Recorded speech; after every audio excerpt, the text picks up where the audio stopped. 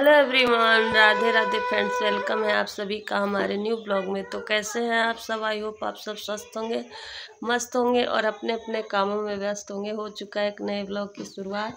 और फ्रेंड्स, आज का ब्लॉग स्टार्ट होता है, 3 बज रहा है और मेरी तबीयत बिल्कुल ठीक नहीं था। तो 2 दिन से तो मैं पूरा लेटी थी, लेकिन आज मैं उठी हूँ तो सारा काम की हूँ घर का, क्योंकि एक गृहिणी सो जाए तो सोचिए घर का क्या हाल होता है। तो पूरा काम पड़ा था, डगमगा गया था पूरा घर एकदम। तो फिर आज धीरे धीरे सारा काम किए हैं। अभी हो गया बहुत थकान, यहाँ से दूसरा ब्लॉग स्टार्ट होगा। तो चलिए शाम की चाय बनाते हैं, चाय के साथ थोड़ा सा पकौड़ी बनाते हैं। तो चलिए आप लोग भी, और आंखें देखिए आप लोग, तो अभी थोड़ा सा चलिए चलते हैं किचन में। लो फ्रेंड्स, चाय बन गया है और यहाँ पकौड़ी भी बन गया है। ये इतना पकौड़ी मैं खाऊंगी, इतना भी मेरे से नहीं खाया जा रहा है इस समय। चटपटा सा बनाया है, तीखा तीखा।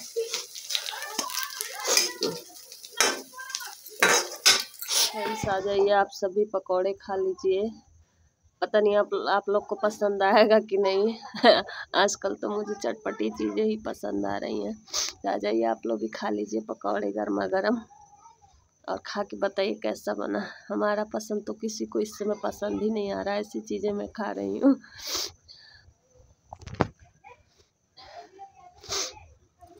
चलिए मिलते हैं थोड़ी देर बाद।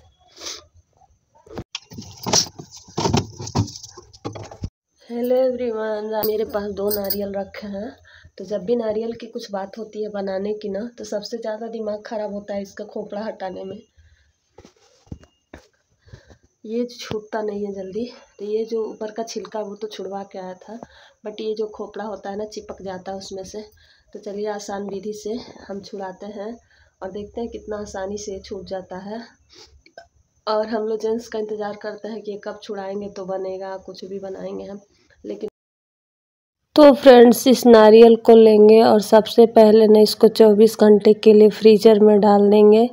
मैं 24 घंटा के लिए नहीं डाली थी, 5-6 घंटा ही था।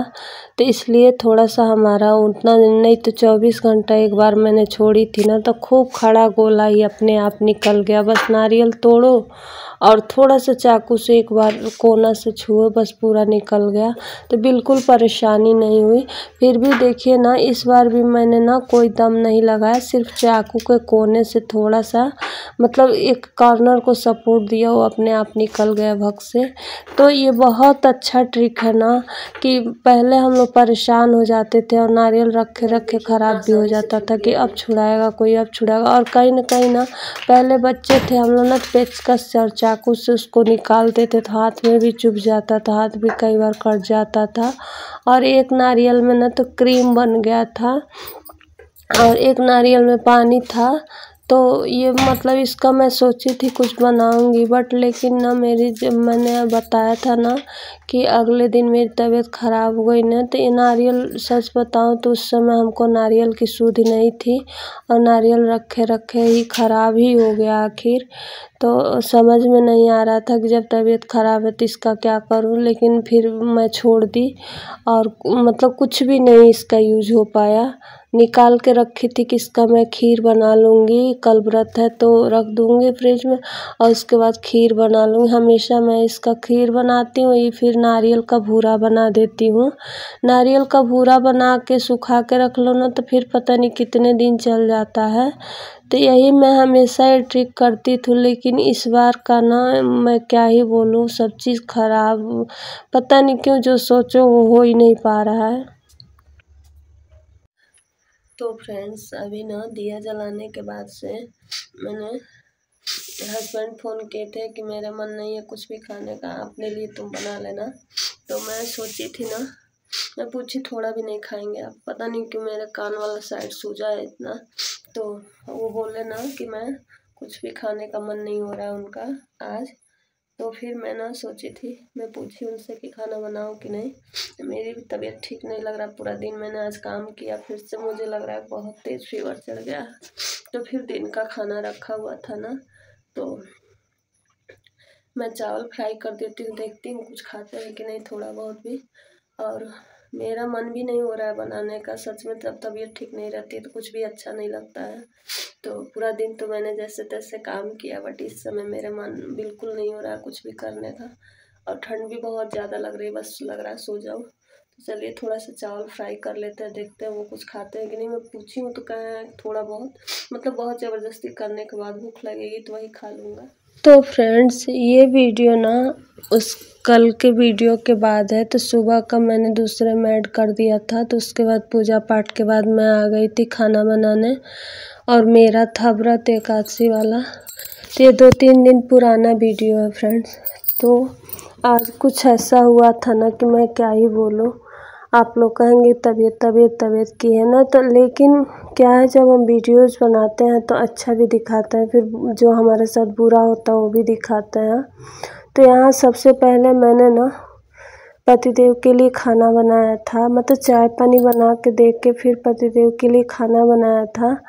और उसके बाद मैंने गैस वगैरह साफ़ किया, फिर अपने लिए मखाने भुने, चाय वगैरह बनाया। और 2 लोग बाहर आए थे तो उनके लिए भी चाय बना के भेजा।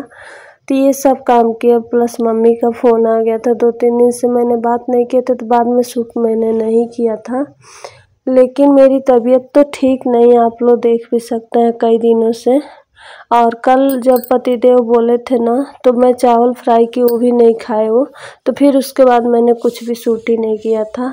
तो ये अगले सुबह का ब्लॉग था। तो क्या हुआ आज ना कि माना कि मेरी तबीयत ठीक नहीं थी, तो मैंने दवा भी लिया था। यहाँ पे वही मखाना मैंने भून के लेके जा रही थी ठाकुर जी को भोग लगाने के लिए। तो मैंने ठाकुर जी के पास मैंने तुलसी दल रख दिया, उनको एक आध खिला के छोड़ दिया था वहाँ। फिर 10 मिनट बाद मैंने भोग हटाया था, तो वही प्रसाद हमने भी पा लिया था। तो जैसे तैसे तो मेरा फीवर चल रहा था। बट फ्रेंड अभी ना इसी के बाद से मतलब बगल में ऐसा कुछ हुआ ना, वो मेरे माइंड मतलब दिल से लग गया कोई बात ना। मतलब जैसे फ्रेंड्स हमने अपने जीवन में बहुत दुख देखे हैं ना, तो कोई चीज़ें बहुत ज़्यादा झेल लेता है इंसान ना, तो वो हर बात उसको हर्ट होने लगती है। तो क्या हुआ ना, बगल में ऐसी लड़ाई झगड़ा भयंकर उठा था ना, बातों बातों में बिना बातों की बात 2-4 साल पहले की बात को लेके आपस में पूछा पूछी में बात बिगड़ गई। उसके बाद लाठी डंडा ईंट पत्थर चलने लगा, बस शोरगुल सुनाई दिया। मैं भी खिड़की से देख ली, बस ब्लड मारा पीटी सब होने लगा। वो ब्लड मुझे दिख गया। और एक बार मैंने अपने मायके में भी बहुत भयंकर मार देखा, वो चीज़ मुझे याद आ गई। और मतलब सच बताऊं तो इस टाइम मुझे फीवर था, लेकिन मेरी तबीयत ऐसी बिगड़ी ना कि मैं क्या बोलूं, मैं 2-3 दिन तक कुछ भी शूट नहीं की। और मैं मतलब अभी मेरे सर में दर्द शुरू हो गया था। अभी ये लड़ाई झगड़ा चल ही रहा था, थाना पुलिस सब कुछ हो गया था। उसके बाद ना मैं तो फ्रेंड घर के काम तो रुकते नहीं है, तो मैंने क्या किया था, बर्तन वगैरह धुला था अपना सब कुछ खिलाना। अब लड़ाई बहुत टाइम तक चली थी, तो उसके बाद मैंने झाड़ू वगैरह लगाया था। और पता नहीं मेरे सर में इतना ज़्यादा शोर शराबा गाली गलौज हो रहा था ना कि मतलब एक दूसरे को गाली दे रहे थे लोग, मेरा सर फटने लगा। और उसके बाद से मैं कपड़ा वगैरह रखी। और कुकर ख़राब था ना, तो कुकर को मैं धुल के मतलब दी थी हस्बैंड को बनाने के लिए। और जो भी बर्तन 2-4 थे शाम का जो चाय बनाया था, तो वो धुल रही थी।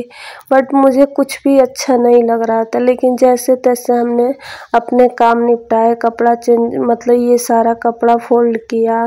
फिर पूजा मैंने शाम का किया, बट मेरा पूजा में ज़्यादा आज मतलब मन नहीं लग रहा था, क्योंकि मैंने एक ही माला जाप किया। मेरा व्रत था, आप लोग जानते ही हैं मैं शाम को माला जाप करती हूँ। बट मैंने सोची कि मैं चलती हूँ, उससे क्या पता पूजा करूँगी थोड़ा मेरा मन डाइवर्ट हो जाए। लेकिन जैसे तैसे मैं मतलब जैसे पूजा के पास बैठी, मेरी हालत और ख़राब हो गई। और मुझे लगा ना कि मैं वहीं पे अब गिर जाऊँगी। मतलब जैसे ना कोई बात, बहुत दुख हमने देखे हैं, बहुत कुछ सहा भी है ना, तो मेरे ना अंदर ना अब मुझसे कोई बात बर्दाश्त नहीं हो रही है। जैसे कोई बहुत ज़्यादा मार पीट या कोई अचानक से कोई बात कहता है, किसी का मृत्यु, ये सब चीज़ें अब हमसे बर्दाश्त ही नहीं हो रहा है ना। मैं नहीं चाहती हूँ दिल पे लेना, लेकिन ये चीज़ें मैं ना उनका सर और फटा था, कंधों पे चोट लगा था और मुझे डर था कि किसी मतलब चोट और ज़्यादा ना हो जाए। जैसे मन में एक डर हो जाता है कि किसी को नुकसान ना पहुँच जाए, बहुत ज़्यादा आत्मजान की घात मतलब चोट ना लग जाए।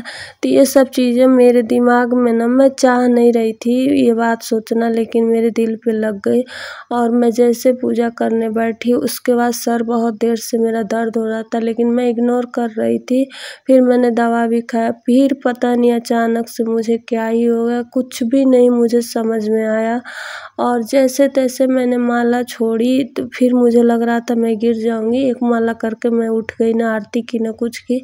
और फिर ज़बरदस्ती मैंने ना भगवान जी को भोग लगा दी। तो मैंने शकरकंदी ना बॉयल करके रखा था और दूध, उसी को भोग लगा दिए। अब फिर नीचे ना थाना पुलिस सब कुछ आए थे लोग, मतलब पुलिस वाले आए थे और धान भी रखा रहा था, तो मजदूर भी लगे थे, तो नीचे बहुत शोर शराबा था।